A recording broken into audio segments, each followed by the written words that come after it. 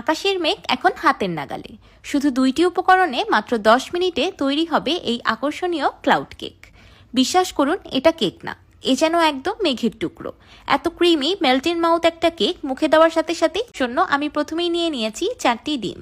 আমি আজকের কেকটা একটু বড় করে বানাচ্ছি, তাই 4টি ডিম নিয়েছি। আপনারা ইচ্ছে করলে প্রথমে 2টি ডিমেরও বানিয়ে দেখতে পারেন। এবার আমি ডিমের সাদা অংশ আর কুসুমগুলোকে আলাদা করে নিব।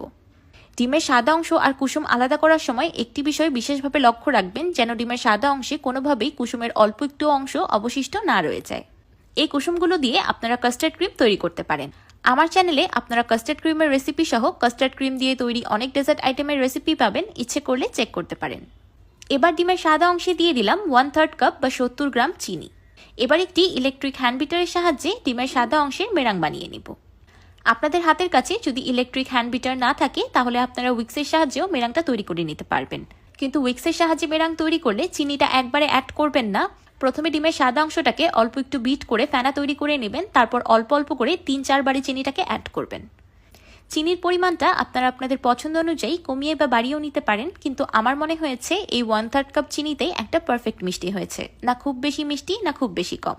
কেক বানানোর জন্য ডিমের মেরাংটা এখনো পারফেক্ট হয়নি। দেখতেই পাচ্ছেন ডিমের মেরাঙের পিক্সগুলো এখনো কতটা বেশি সফট আছে। এই মেরাংটাকে বিট করতে করতে একদম স্টিফ পিক্স তৈরি করে নিতে হবে। মেরাঙে একদম স্টিফ পিক্স তৈরি হয়ে গিয়েছে। দেখতেই পাচ্ছেন পিক্সগুলো একদম স্টেবল ভাবে দাঁড়িয়ে আছে। এটা এখন কেক তৈরির জন্য একদম পারফেক্ট মেরাং। এবার মেরাঙে দিয়ে দিলাম 1 চা চামচ ভ্যানিলা পাউডার। আপনারা ইচ্ছে করলে এখানে ভ্যানিলা এসেন্স বা আপনাদের পছন্দ অনুযায়ী যে কোনো এসেন্স ব্যবহার করতে পারবেন।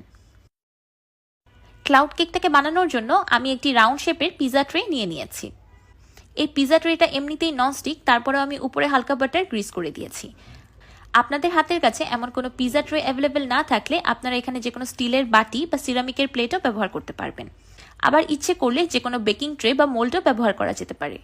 এবার একটি স্প্যাচুলার সাহায্যে অল্প অল্প কেকের ব্যাটার নিয়ে প্লেটের ঠিক মাঝখানে শেপ দিয়ে দিচ্ছি। আপনাদের ডিমের মেরাংটা যদি একদম পারফেক্ট হয় তাহলে এই শেপটা দিতে একদমই অসুবিধা হবে না, খুব সহজেই দিতে পারবেন। তারপরও চেষ্টা করবেন এই শেপটাকে একটু আলতো হাতে আস্তে ধীরে দেওয়ার, না হলে ডিমের মেরাংটা নষ্ট হয়ে যেতে পারে। আমি সম্পূর্ণ মেরাং দিয়ে একটি রাউন্ড শেপের উঁচু কেকের শেপ তৈরি করে নিয়েছি। এবার উপর থেকে দিয়ে দিচ্ছি কিছু আমন্ড ফ্লেক্স অ্যান্ড চেরিস। এটা একদমই অপশনাল, চাইলে স্কিপ করতে পারেন। কেকটা অলরেডি দেখতে কতটা বেশি কিউট লাগছে, তাই না? এবার প্রিহিটেড ওভেনে 180 ডিগ্রি সেলসিয়াসে কেকটাকে বেক করে নিব 30 মিনিটের মতো। ওভেন স্পেসিফিকেশন অনুযায়ী টাইম অ্যান্ড টেম্পারেচার ভ্যারি করতে পারে।